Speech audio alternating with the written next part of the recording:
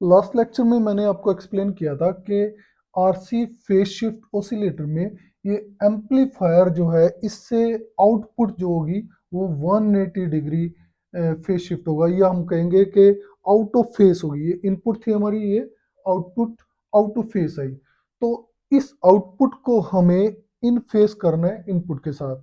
तो उसके लिए हमने ये अरेंजमेंट लगाया यहाँ पे, C R C R C R, जिसको कास्केड अरेंजमेंट भी बोलते हैं हम। ठीक है, तो ये अरेंजमेंट यहाँ 3 सी और आर का अरेंजमेंट लगाया। उसके बाद ये फीडबैक हमने यहाँ दी ताकि फेस शिफ्ट यहाँ से जो ये 180 आया था इसको हम कंपनसेट कर सकें।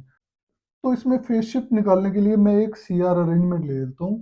ठीक है, ये सी के क्रॉस वोल्टेज वी सी मान लिया हमने और आर के क्रॉस वोल्टेज वी आर। ठीक है, और हमें पता है इसके क्रॉस इंडक्टिव रिएक्टेंस कितना एक्स सी होता है। ठीक है, और एक्स सी की वैल्यू 1/ओमेगा सी होती है।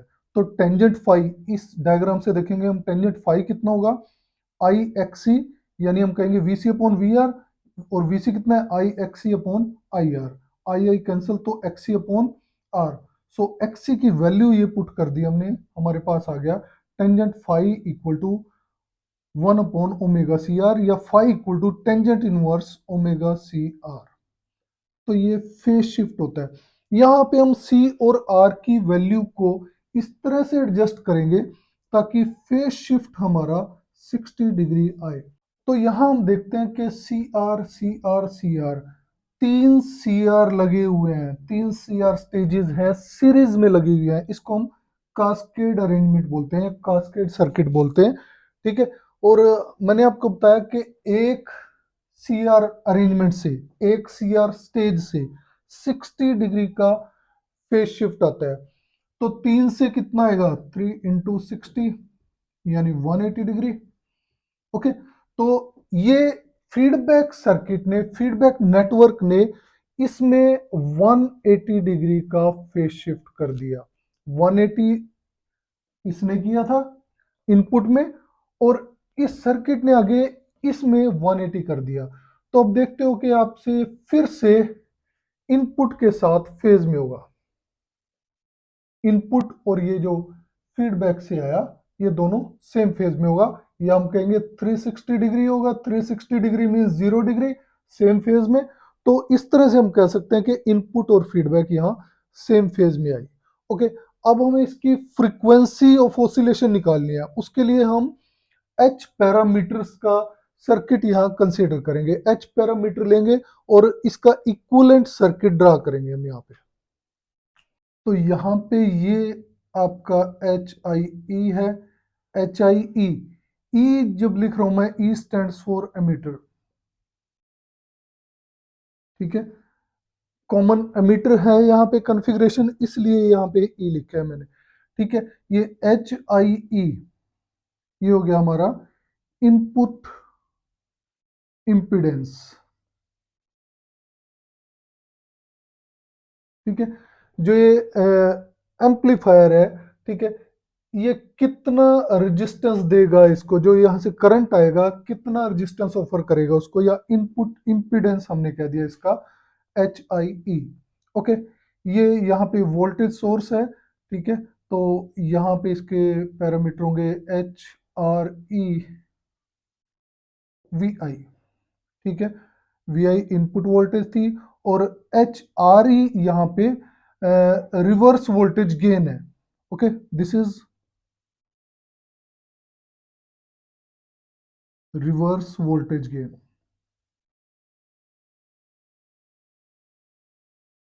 ओके, सो ये हमने ग्राउंड कर दिया।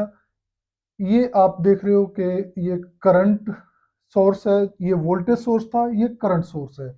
यहाँ पे हम लिखते हैं एच एफ ई इंटू आई बी। आई बी बेस करंट, ठीक है, और H F E stands for, ये होता है हमारा फॉरवर्ड करंट गेन। ठीक है, ये एच पैरामीटर की टर्म में हमने लिख दिया। और ये जो रेजिस्टेंस यहाँ पे लगा है, ठीक है, ये एक्चुअली दिस इज 1/HOE। ठीक है, और ये HOE क्या है?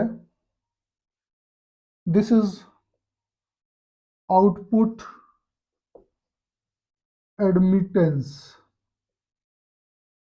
ठीक है, आउटपुट एडमिटेंस, और विच इज रेसिप्रोकल ऑफ, ये किसका रेसिप्रोकल होता है? इम्पीडेंस का। इम्पीडेंस का रेसिप्रोकल है, तो इसकी यूनिट्स क्या आएंगी? Ohm inverse. ठीक है, ओम इनवर्स। तो 1/ओम इनवर्स विल बी रेजिस्टेंस, ओम होगा। ठीक है, ये रेजिस्टेंस हमारा आरसी रेजिस्टेंस है, ये वाला। ठीक है, जो इसकी आउटपुट में लगा हुआ है, बाहर लगा हुआ है इसके, ये आरसी कलेक्टर रेजिस्टेंस हमने जिसको बोला था। ठीक है, ये तो हो गया इस सर्किट का इक्विवेलेंट सर्किट। उसके बाद हमने फीडबैक सर्किट जो है यहां से एज इट इज यहां रख दिया, सी है, दिस इज आर। ठीक है, फिर ये सी, फिर ये आर, फिर यहाँ पे सी, तीसरा सी, और ये यहाँ पे मैं रेजिस्टेंस दिखाऊंगा जिसका नाम है आर डैश। और आर डैश हमने बताया था, R dash equal to R minus HIE। ठीक है, अब क्योंकि ये आर डैश और ये दोनों सीरीज में है, तो इनका इफेक्टिव रेजिस्टेंस कितना हो गया? R minus HIE plus HIE। ठीक है, HI कैंसल, तो रेजिस्टेंस बचा हमारा आर। तो यहाँ पे भी हम देख सकते हैं आर आर, और ये भी हमारा टोटल में जाके आर ही बचा। ठीक है, अब यहाँ पे HR की वैल्यू होती है 10⁻⁻⁴, और HOE की वैल्यू होती है 10⁻⁻⁶। ठीक है, तो यहां से अगर इस सर्किट से हम देखें, ये HRE की वैल्यू बहुत कम है। ठीक है, नेग्लिजिबल है, इसकी वैल्यू नेग्लिजिबल होगी वोल्टेज सोर्स की। तो इसको हम यहां से ओमिट कर देंगे, इसको यहां से हटा देंगे, नेग्लिजिबल है, इसका कोई रोल हमें यहाँ दिखाई नहीं दे रहा है। ठीक है, तो इसको यहाँ से ओमिट कर देंगे। अब यहाँ से हम देखें, अगर 1/HOE, 1/HOE विल बी 10⁻⁶। ये वैल्यू बहुत लार्ज है, क्योंकि HOE की वैल्यू हमारे पास 10⁻⁻⁶ होती है। तो 1/HOE इज 10⁻⁶, बहुत ज्यादा वैल्यू है, ये बहुत ज्यादा वैल्यू है। तो यहाँ ये सर्किट में जो हम देखते हैं, ये क्या होगा? हमारा इम्पीडेंस होगा। ठीक है, क्योंकि HOE जो होता है वो एडमिटेंस होता है। ठीक है, और एडमिटेंस का रेसिप्रोकल इम्पीडेंस, यानी ये जो रेजिस्टेंस है इसकी वैल्यू हमारे पास बहुत ज्यादा है। अगर इसकी वैल्यू बहुत ज्यादा, इम्पीडेंस की वैल्यू बहुत ज्यादा है, तो इसका मतलब यहां से करंट पास नहीं करेगा। ठीक है, अगर यहां से करंट पास नहीं करेगा, तो इसका मतलब ये जो कंपोनेंट है यहां से ओपन सर्किट की तरह बिहेव करेगा। Open circuit, open circuit means यहां से करंट अलाउड नहीं है, यहां से करंट पास नहीं करेगा। ठीक है, तो ये दोनों, ये और ये हम यहां से ओमिट कर देंगे। नेक्स्ट सर्किट में हम इन दोनों को ओमिट कर देंगे। ठीक है, तो इसके बाद हमारे पास इक्विवेलेंट सर्किट आएगा। हमें पता है कि हम वोल्टेज सोर्स को करंट सोर्स में कन्वर्ट कर सकते हैं। कैसे? सपोज ये वोल्टेज V है, ये रेजिस्टेंस इसके क्रॉस सीरीज में लगा हुआ है। ठीक है, ये यहाँ पे करंट है। अगर हम इसके पैरेलल में R रेजिस्टेंस लगा दें, ये सेम वैल्यू का रेजिस्टेंस लगा दें, तो ये हमारा करंट सोर्स में कन्वर्ट हो जाता है। और यहाँ पे जो ये वैल्यू होगी करंट की, वो कितनी होगी? V/R। ठीक है, तो ये वैल्यू होगी V/R। ऐसी अगर हम इसको करंट सोर्स को वोल्टेज में कन्वर्ट करना चाहते हैं, तो ये रेजिस्टेंस हम यहाँ इसके वोल्टेज के अक्रॉस सीरीज में लगा देंगे। ठीक है, ये मैंने आपको क्यों बताया? ताकि मैं यहाँ से ये जो है ये करंट सोर्स है, ठीक है, और ये रेजिस्टेंस इसके अक्रॉस पैरेलल में लगा हुआ है, इसको वोल्टेज सोर्स में कन्वर्ट करेंगे। ठीक है, वोल्टेज सोर्स में कैसे कन्वर्ट करेंगे, इसका उल्टा कर देंगे, ये चीज कर देंगे। ठीक है, तो यहां से हम क्या कहेंगे, ये आरसी को, ये आरसी मान लो है यहाँ पे, ये आरसी हो गया, तो इसको यहां से हटाएंगे और इसके साथ यहाँ पे आ जाएगा। तो अब मैं इस आरसी को यहाँ से हटाऊंगा और वोल्टेज सोर्स के साथ यहाँ पैरेलल में लगा दूंगा। तो अब ये वोल्टेज सोर्स हो गया, तो इसका मतलब यहाँ पे ये कर दिया हमने, ये आरसी यहाँ से हटा दिया हमने। ठीक है, और आरसी हटा के कहाँ लगाया, इसके साथ लगा दिया यहाँ सीरीज में। ठीक है, ये आरसी, ओके, ये सीरीज में लगाया, तो यहाँ पे एच एफ ई आई बी के साथ हमने आर सी बी लगा दिया। ठीक है, क्योंकि हमें पता है V equal to I R होता है। अब ये वोल्टेज सोर्स में कन्वर्ट कर दिया हमने इसके अकॉर्डिंग। अभी मैंने आपको बताया था कि जो आर डैश है, R dash equal to R minus H I E. ठीक है, तो ये दोनों सीरीज में है, तो ये कितना हो जाएगा, R minus H I E plus H I E, ये सीरीज में है ना, तो ये कैंसल। तो ये रेजिस्टेंस कितना हो गया टोटल, आर। तो मैं यहां से इसको हटा सकता हूं, ये यहां से इसको सीधा इसके साथ ज्वाइन कर सकते हैं हम। ठीक है, और ये रेजिस्टेंस आपका आर हो जाएगा। अब क्योंकि ये भी ग्राउंड पे था, ये भी ग्राउंड पे, और यहाँ भी ये ग्राउंड पे था, तो हम इसको आर को बजाय यहाँ से करने के, इसको डायरेक्ट यहाँ से ज्वाइन कर देंगे, और मैं इसको यहाँ से हटा देता हूँ। ठीक है, तो अब आप देखोगे कि ये इक्विवेलेंट सर्किट आया है हमारा, फाइनली ये सर्किट आया। ठीक है, अब सपोज करो इस सर्किट में करंट I1 है, इसमें I2 और इसमें I3, तीन लूप मान लिए हमने, लूप, ये लूप 1 हो गया, लूप 1, ये लूप 2 और ये लूप 3। लूप 1 में करंट I1 है, लूप 2 में I2 और लूप 3 में I3। ठीक है, तो यहां से हम देखेंगे कि ये I3 करंट यहां से आ रहा है, यहां पे तो ये I3 आया अकेला, तो यहां IB की जगह हम I3 रख सकते हैं। यहां से जो आएगा इस लूप में हम ऐसे दिखा सकते हैं करंट, इसमें ऐसे, ठीक है, इसमें ऐसे। तो यहां से ये जो करंट आया, इसमें I3 करंट आया, तो हमने इसको यहाँ पे I3 लिख दिया। तो ये फाइनल सर्किट है हमारा। अब यहाँ पे किरचॉफ्स लॉ लगाएंगे हम, किरचॉफ्स लॉ, किरचॉफ्स लॉ या किरचॉफ्स लूप लॉ जिसको हम कहेंगे, किरचॉफ्स लूप लॉ यहाँ अप्लाई करेंगे। और ये किरचॉफ लूप लॉ क्या होता है, summation V equal to summation I R. Sign convention क्या होती है इसमें, कि करंट क्लॉकवाइज डायरेक्शन में है तो वोल्टेज नेगेटिव लेंगे हम, वोल्टेज नेगेटिव लेंगे। ठीक है, और अगर करंट एंटी क्लॉकवाइज डायरेक्शन में है तो वोल्टेज पॉजिटिव होगी। ठीक है, तो यहाँ पे हम वन बाय वन इसमें अप्लाई करते जाएंगे। अब हम लूप 1 की बात करते हैं, लूप 1। ठीक है, लूप 1 में आप देखो कि ये वोल्टेज सोर्स है। ठीक है, तो वोल्टेज कितनी हो रही है इसके अक्रॉस, एच एफ ई I3 RC।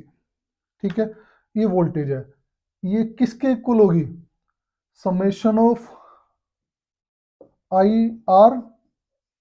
ठीक है, तो ये समेशन ऑफ आई आर लेंगे हम वन बाय वन।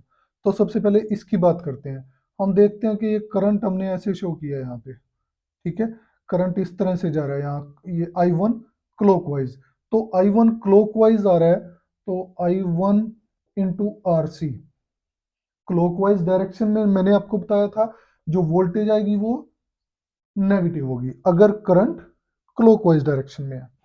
ठीक है, अब यहां से C है, ये क्लॉकवाइज डायरेक्शन में करंट है, तो ये भी माइनस XC इंटू I1, ठीक है, ये कैपेसिटर के थ्रू होगा, माइनस I1 इंटू एक्सी, ठीक है। और अब इस आर के थ्रू कितना होगा, आर के थ्रू भी क्लॉकवाइज में है, so this will be also minus I1 into R, ठीक है, माइनस I1 इंटू आर। अब यहाँ पे आप देखो कि इस आर के अक्रॉस ये I2 करंट भी तो आ रहा है, I2, ठीक है। अब ये I2 कैसे इसके अक्रॉस जाएगा, ये तो यहाँ क्लॉकवाइज ऐसे मूव करेगा, और ये I2 करंट इसमें इस तरह से जाएगा, ठीक है। यानी अगर ये मैं I1 यहाँ मान लेता हूँ, इसमें I1 ऐसे, और तो ये I2 इसके अक्रॉस ऐसे जाएगा, ठीक है, अपवर्ड डायरेक्शन में होगा, दोनों अपोजिट डायरेक्शन होगी एक तरह से, ठीक है। ये अगर क्लॉकवाइज ली हमने तो ऑब्वियस है ये एंटी क्लॉकवाइज डायरेक्शन होगी। अब ये एंटी क्लॉकवाइज डायरेक्शन है, तो इसमें करंट, ये वोल्टेज जो होगी वो पॉजिटिव होगी, this will be I2 into R, ठीक है। आई होप ये समझ आ गया होगा आपके, क्योंकि ये देखो ये करंट जो है हमारा, ये ऐसे नहीं आ रहा है इसमें से, ये I2 करंट, ये I2 करंट जाएगा जरूर यहाँ से, लेकिन लूप में तो ऐसे आएगा, यहां से जाके ये इस लूप में इस तरह से मूव करेगा, तो डायरेक्शन कौन सी होगी इसकी, एंटी क्लॉकवाइज, इसलिए हमने इसको प्लस आर लिया, ठीक है। तो यहां से हमें पता है एक्स सी जो होता है, this is 1/i omega C. तो मैं ये जो सारी टर्म्स हैं एक साइड ही ले लेता हूँ, so this will be plus I1 RC plus I1 XC plus I1 R minus I2 R equal to 0। तो मैं I1 और ये I1 टर्म्स इकट्ठी कर लेता हूँ यहाँ पे, तो ये आएगा I1 into R plus RC, ठीक है, और प्लस XC की जगह क्या है हमारे पास, I2 ओमेगा C, ठीक है, तीन टर्म होगी, minus I2 R plus HFE I3 RC equal to 0, ये इक्वेशन नंबर 1 है। अब इस लूप 2 की बात करते हैं, सेकंड लूप की बात करते हैं, लूप 2, ठीक है। लूप 2 में हम पहले इस रजिस्टर के अक्रॉस चलते हैं, ठीक है। तो यहां से हमने देखा कि यहाँ करंट मैंने बताया आपको I1 था, यहाँ I2 और इसमें I3, ठीक है। तो जब हम इसके अक्रॉस जाएंगे, ये I2 जो है आपका क्लॉकवाइज डायरेक्शन में है करंट, ठीक है, क्योंकि यहाँ पे कोई वोल्टेज सोर्स नहीं है, तो लेफ्ट साइड जीरो, इसकी जगह हमारे पास जीरो आ गया क्योंकि वोल्टेज सोर्स यहाँ नहीं है, जीरो इक्वल टू, पहले इसके क्रॉस चलते हैं, आर के क्रॉस, क्लॉकवाइज, क्लॉकवाइज है तो नेगेटिव साइन आ गया, ठीक है, I2 R, I2 R, ठीक है। अब इसके अक्रॉस ये I1 करंट भी तो है हमारे पास, ठीक है। अब अगर मैं बात करता हूं कि ये करंट आपका इस डायरेक्शन में जा रहा है और I1 अपोजिट है, तो हम बोल सकते हैं कि अगर ये I2 क्लॉकवाइज है, तो ऑब्वियस है कि I1 हमारा एंटी क्लॉकवाइज होगा, ठीक है।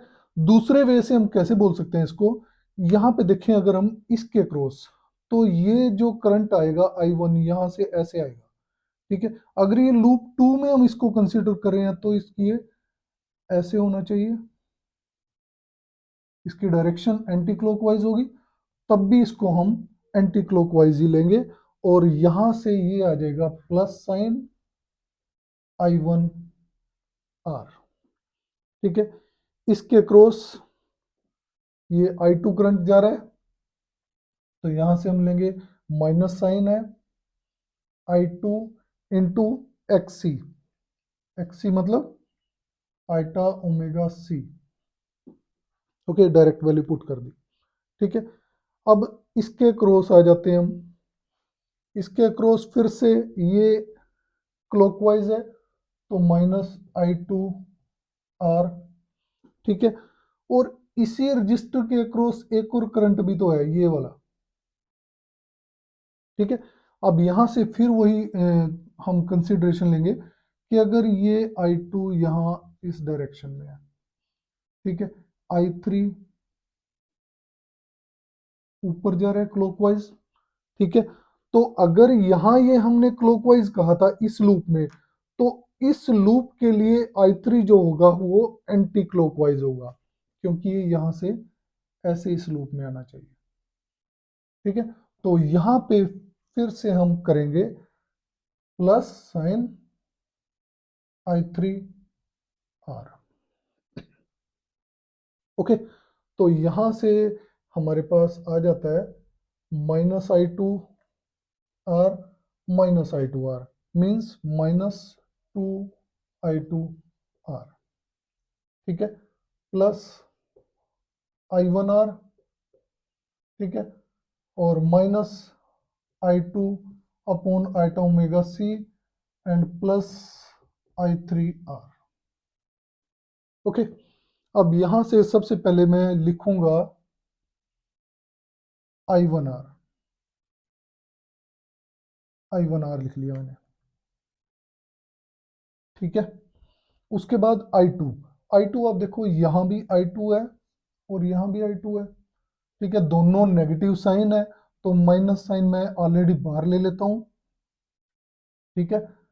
और यहाँ हम लिख देते हैं 2R, माइनस माइनस प्लस होगा 1 अपॉन आइटा ओमेगा C, ठीक है। और इस यहाँ हम लिख देते हैं I2, ठीक है। और क्या बचा आपके पास, प्लस I3R, ठीक है। तो ये आपकी सेकंड इक्वेशन होगी। अब बात करते हैं लूप 3 के लिए, लूप 3, ये लूप, ठीक है, ये मैं यहाँ से अभी रब कर देता हूँ, ठीक है। लूप 3 के लिए आप देखो सबसे पहले I3 इसमें से बात करते हैं कि इस रजिस्टर में से I3 जा रहा है, ठीक है। किरचॉफ लॉ अप्लाई करते हैं, तो यहाँ पे पहले हम देखेंगे ये तो वोल्टेज सोर्स नहीं है कोई, तो लेफ्ट साइड 0 इक्वल टू, ठीक है, ये सोर्स यहाँ पे है, यहाँ नहीं है, ठीक है। तो यहाँ ये वोल्टेज सोर्स हमने 0 रख दिया, कोई सोर्स यहाँ नहीं है वोल्टेज का, ओके। इक्वल टू, हम ये देखो कि I3 जो है इसके क्रॉस जा रहा है क्लॉकवाइज डायरेक्शन में, तो ऑब्वियस है कि -I3 होगा, ठीक है। तो यहां से देखो कि I3 की डायरेक्शन ये होगी, ठीक है। अब ये I2 भी इसमें से आएगा, ठीक है, I2 भी ऐसे आ रहा है, लेकिन इसकी डायरेक्शन ये है, दोनों ऑपोजिट डायरेक्शन में है, तो ऑब्वियस है कि अगर ये क्लॉकवाइज है तो I2 हमारा एंटी क्लॉकवाइज होगा। फिर से मैं बता रहा हूं कि अगर हम इस लूप की बात करें तो ये करंट जो है वो इस तरह से जाना चाहिए इस लूप में, I2 करंट, ठीक है ना। तो यहां से मतलब ये इसके थ्रू आएगा, तो ये I2 हम नेगेटिव लेंगे, कंसिडरेशन इसकी नेगेटिव लेंगे। और सिंपल सी बात है कि अगर ये हमारा पॉजिटिव डायरेक्शन में है और ये नेगेटिव, इसको हमने क्लॉकवाइज लिया तो ऑब्वियस है ये एंटी क्लॉकवाइज होगा।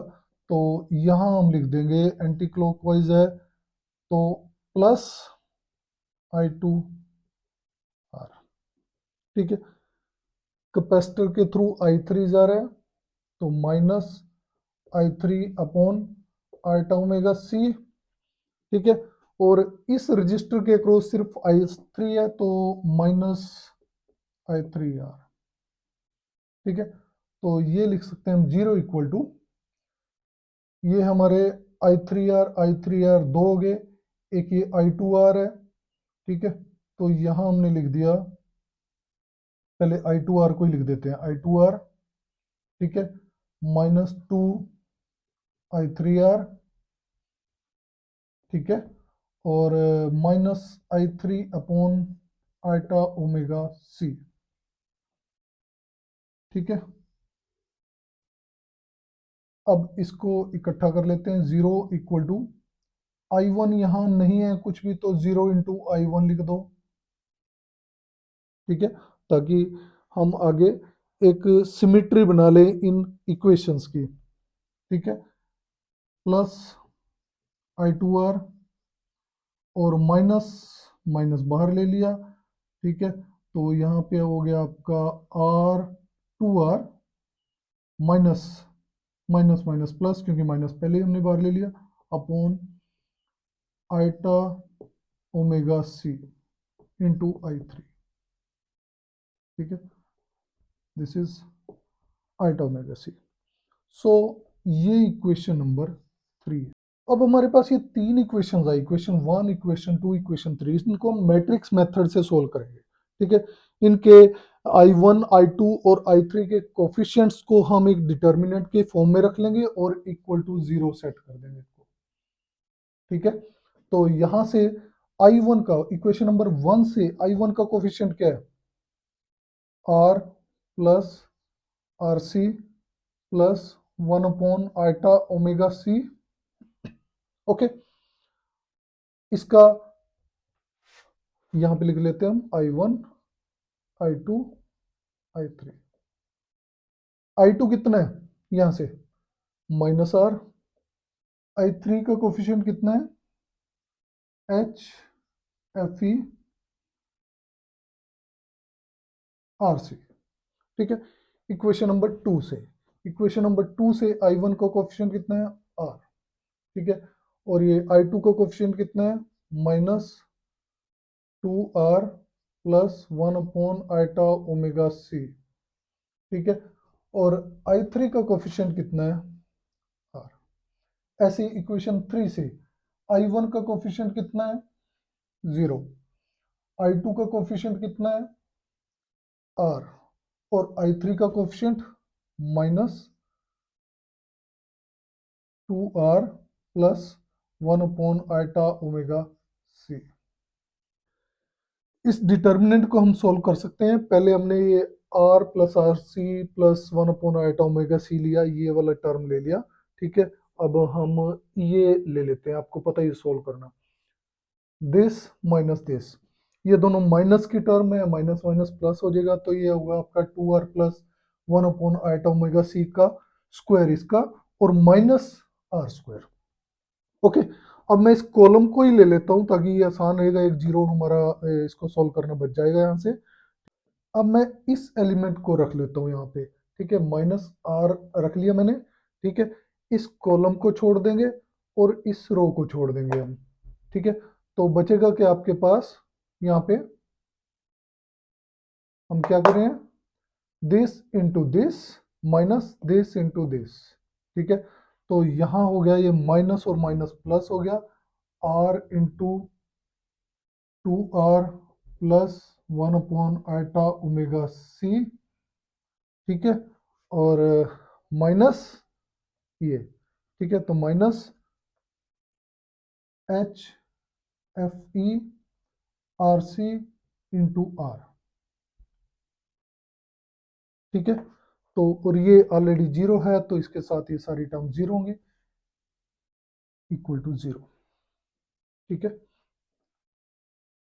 ये टर्म यहाँ पे +0 आई थी, इसके साथ +0, और सारा इक्वल टू 0।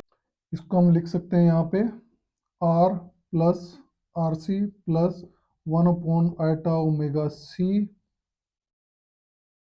इंटू, इसका स्क्वायर कितना होगा, 2R का स्क्वायर 4R², ये हो गया।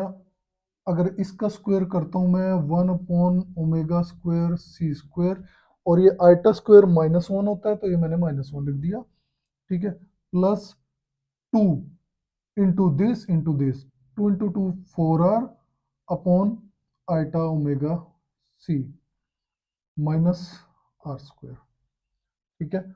और माइनस माइनस ये वाली टर्म, तो ये हो जाएगा, R को अंदर मल्टीप्लाई कर दो, R² इंटू 2R प्लस 1/आइटा ओमेगा सी, ठीक है। And minus HFE R C into R square equal to 0। Okay, अब यहाँ पे हमारे पास ये देखो बचता है R plus R C plus 1/आइटा ओमेगा सी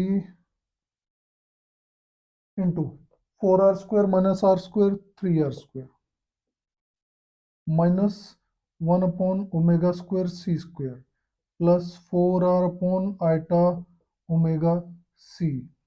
ठीक है, और इस टर्म से क्या बचेगा हमारे पास, ये यहां से माइनस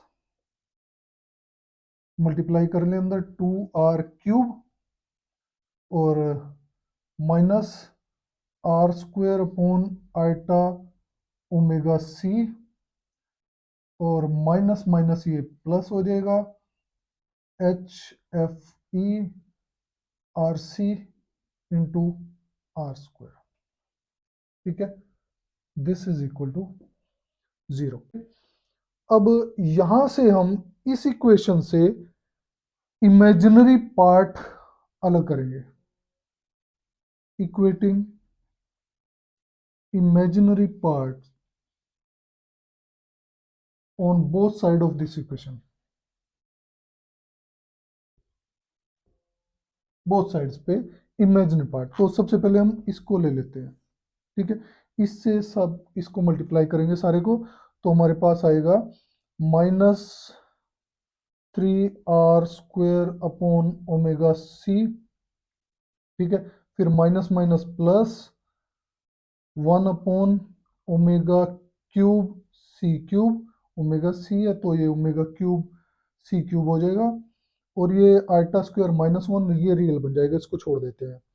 ठीक है, अब हम इससे इस पार्ट को मल्टीप्लाई करते हैं। ठीक है, तो सबसे पहले क्या आएगा, -4r² ठीक है, इससे मल्टीप्लाई करेंगे तो -4r into R C upon omega C. ठीक है, और ये अगेन माइनस माइनस प्लस हो जाएगा, और रियल आइटा स्क्वायर -1 हो जाएगा, इसको छोड़ देंगे, हम रियल पार्ट में आ जाएगा। ठीक है, और यहाँ से हमारे पास बचता है plus r² upon omega C equal to 0। अब मैं इस इक्वेशन से 1/ओमेगा सी अगर कॉमन ले लूँ, 1/ओमेगा सी बाहर ले लिया मैंने। ठीक है, तो अंदर बचेगा -3r²।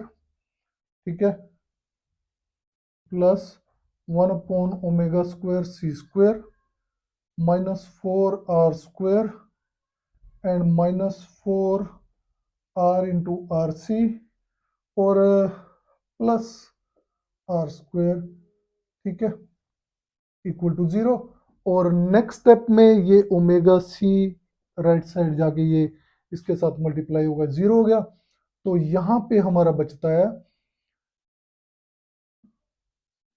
4 और 3 7 -1 6 हो गया। ठीक है, तो -6r² -4r into R C plus 1/ओमेगा² सी² इक्वल टू 0।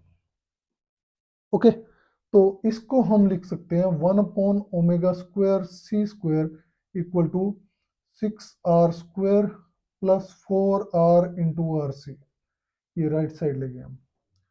ठीक है, एंड दिस इंप्लाइज ओमेगा² सी² इक्वल टू 1/6r², ये उल्टा हो जाएगा। ठीक है, plus 4r into R C. Okay, and ओमेगा² इक्वल टू 1/सी² 6r² plus 4r into R C. ठीक है, तो अगर हम ओमेगा निकालें यहाँ से, और ओमेगा इक्वल टू 1/सी² का सी रह जाएगा, और ये अंडर रूट में चला जाएगा 6r² plus 4r into R सी।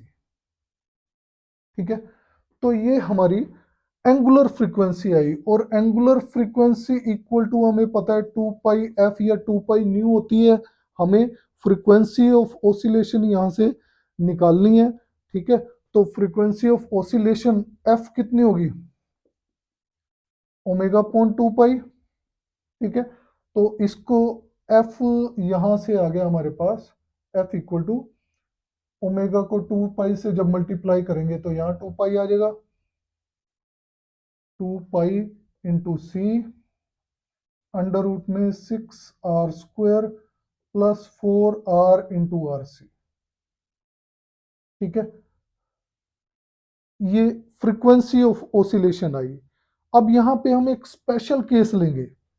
स्पेशल केस क्या है कि when R equal to R C, ठीक है। तो ट्रांजिस्टर के कलेक्टर के क्रॉस हमने जो आउटपुट में रजिस्टर लगाया था आर सी, ठीक है, इक्वल टू आर हो जाए, उस केस में जो फ्रीक्वेंसी है that will be equal to 1/2 pi C, ठीक है, इंटू ये 6r² plus 4r into R C equal to R है तो 4r², ठीक है। So this will become F equal to 1/2 pi C, और ये r² है तो r हम बाहर ले लेंगे यहाँ से, अंडर रूट से बाहर आएगा तो r इंटू अंडर रूट 10, ठीक है। तो ये फ्रीक्वेंसी ऑफ ओसिलेशन होती है आरसी फेज शिफ्ट ओसिलेटर के केस में। Now we have to find the condition for sustained oscillations. उसके लिए क्या करेंगे हम, equating real part on both sides of equation number 5। Equation number 5 में जो रियल पार्ट है उसको इक्वेट कर लेंगे हम, ठीक है।